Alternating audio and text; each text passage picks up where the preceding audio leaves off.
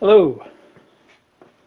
So this is the dividing head and tailstock that I used to make the gears for my Atlas 12-inch last series of videos that I did.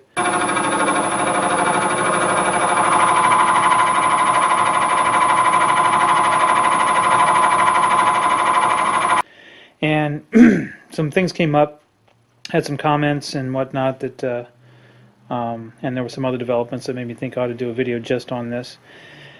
And to get right to the point, because I know some people don't like to hear me blather, the upshot is I wouldn't do again what I did in terms of buying this thing, incomplete, and then having to find pieces for it, and then in the end spending more than I would have if I'd just gone out and bought a brand new Chinese one from Grizzly.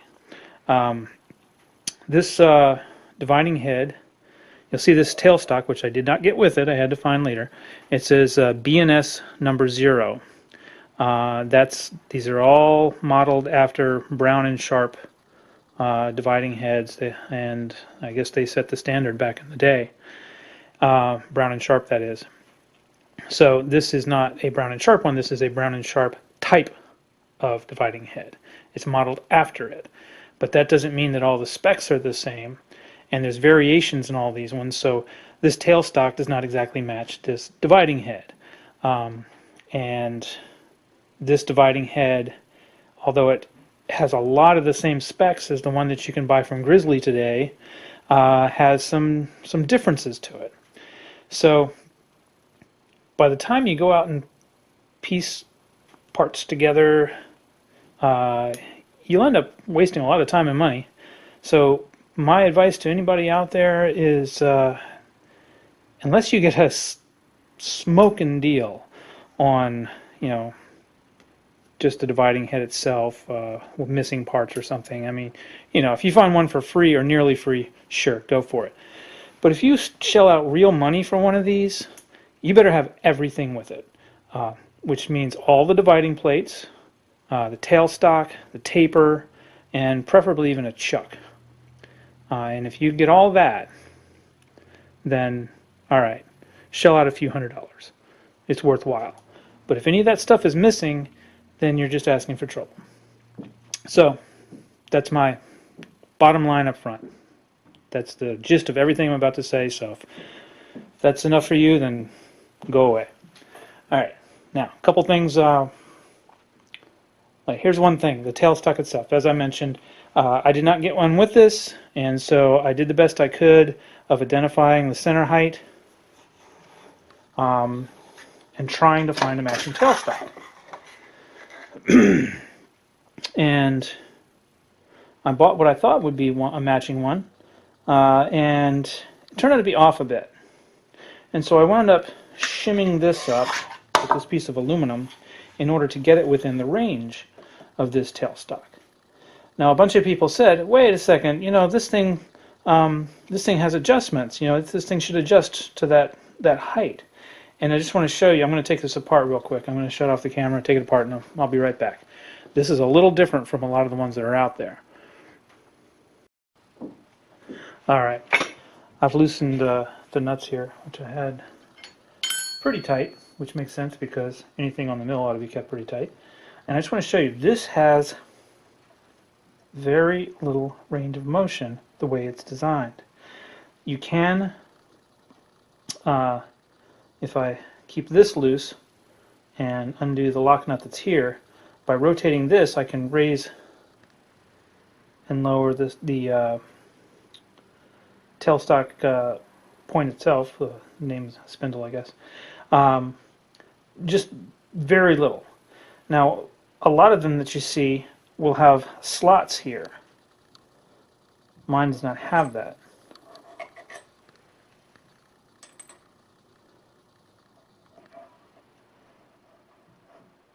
So I don't know why mine was designed this way, as opposed to the ways many others are designed.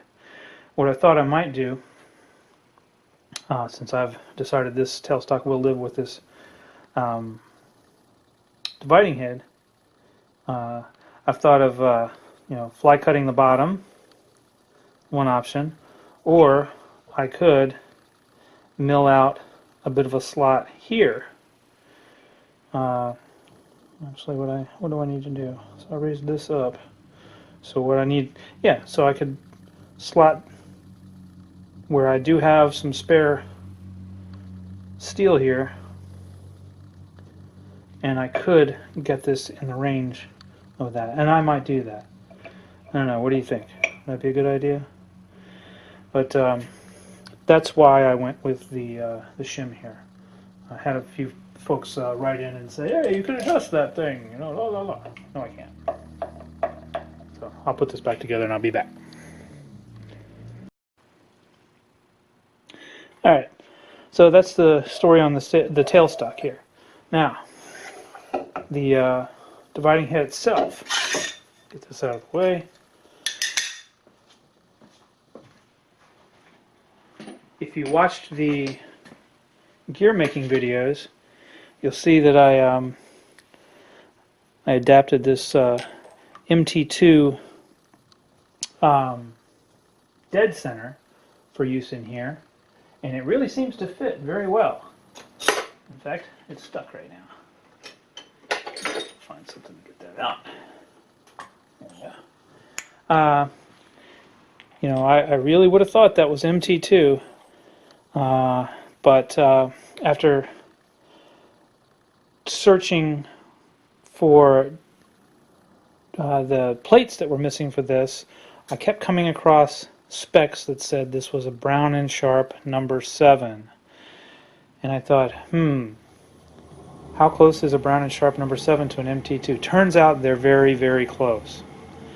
And I began to suspect that what I really had here was a Brown & Sharp number 7. So I marked this up with some, Sharpie basically, and put it in there and turned it around a little bit, and sure enough, it was not grabbing across the whole length. It was just grabbing right towards the end here. So then I went looking for a Brown & Sharp taper number 7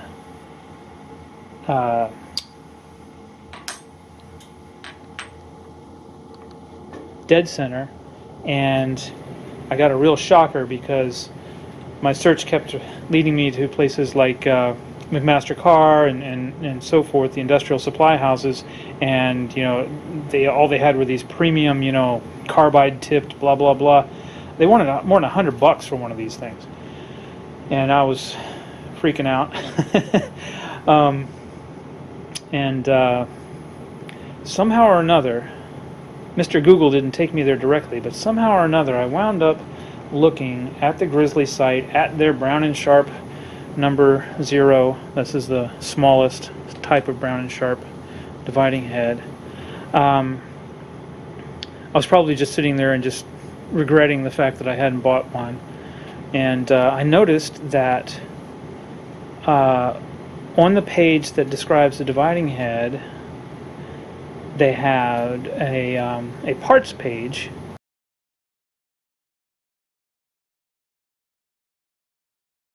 I went to the parts page, and lo and behold, you could buy all the individual parts separately, including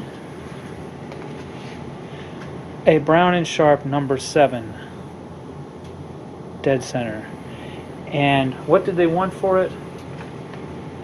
The very reasonable price of $8.75, which is about what you should pay for something like this, I think.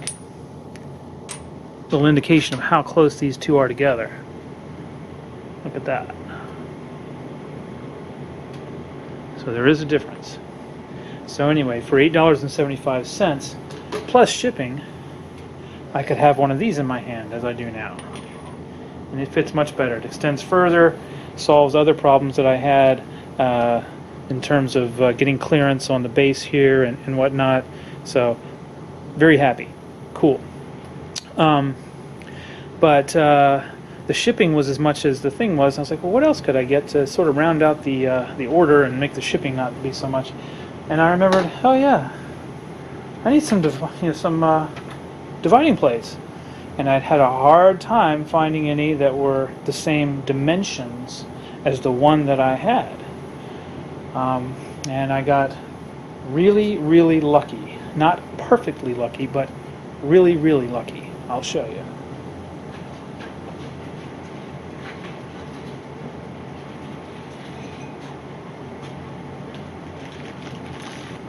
This is the original dividing plate that came with this when I bought it. It's the only one that I got. It's the B. It has 21. Can you read that? 21, 23, 27, 29, 31, 33.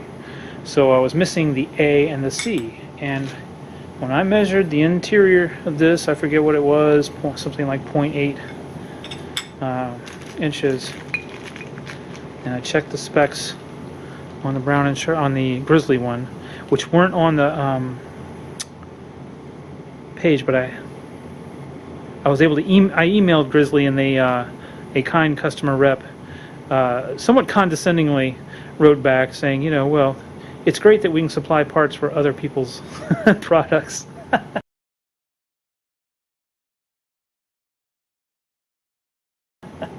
Anyway, he shot me back the inside dimension of this, and it turned out to match. And so I took a gamble. Oh, because you know what they wanted for these? $12 a piece. $12.25 a piece. So this really saved my bacon. For the sum total of $43, I was able to make my dividing head relatively complete. I now had all the plates, I had the proper taper, so good to go. And I also do have a chuck for it. So now I've got a pretty complete set. I can't complain too much. But I just want to tell you, this whole thing from Grizzly can be had for under $400.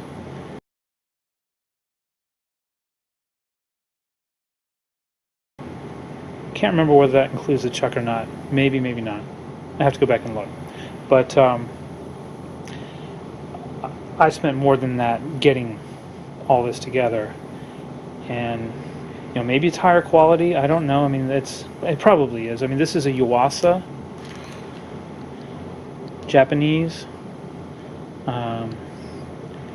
This is a Tabata, which I think was related to Yuasa somehow or another. It came up with Yuasa in the search name. I don't know. Anyway, may or may not be related. But and this is a Rome chuck, German. So it's good stuff. But yeah, I overpaid by buying this without all the proper components to it. And another good, and I'm not getting any kind of compensation from Grizzly on this or anything. I'm just telling you. Another good thing about the one that's available straight from Grizzly is the spindle here. This one is an odd size on my Yuasa. It's like 1.25 inches, 10 TPI. Well, that's not the same as anything else I've got in my shop. So I have just the one backplate for it, and on the other hand, the Grizzly one, if I recall correctly, is 1.5 inches, 8, which is very common for all of us who own Atlas or South Bend or Logan or any of the other home shop type lathes. It's a good chance you got an 1.5 inches, 8 TPI chuck lying around that could do double duty on your lathe and on your dividing head. So just a little plug there. Not compensated at the moment, although I certainly will take compensation if they want to give it to me. Just letting you know. And so that's the story on my dividing head, the way it is right now. Now, these do fit. I should have mentioned one thing. These ones that I bought from Grizzly, they do fit in terms of this diameter. They fit on there rather nicely. There is a tiny difference in the the bolt pattern here. So I'm going to have to modify them a little bit, either expand that or do an alternate set of holes to make them screw correctly onto the Yuasa. But other than that, they fit perfectly, and I'm, for $12.25 each, very, very happy. So that is the story on my dividing head.